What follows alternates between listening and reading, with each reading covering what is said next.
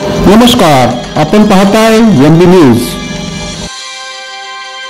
परळी शहर व तालुक्यात चोरट्यांनी धुमाकूळ घातला असून हनुमान मंदिरातील दानपेट्यांच्या चोरीनंतर बँक कॉलनीत मोठी घरफोडी व त्यानंतर परळीतील माधवबाग परिसरातही घरफोडीची घटना पुढे आली।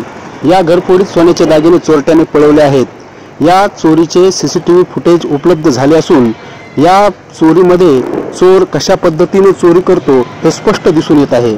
माधवबाग परिसरात राहणारे फिर्यादी हरिदास रामदास बडे वय 50 यांच्या घरी दिनांक 3 रोजी मध्यरात्री घरामध्ये अज्ञात चोरट्याने प्रवेश केला व घरातील सोन्याचे दागिने अंदाजे किंमत 47,350 रुपये चोरून नेला।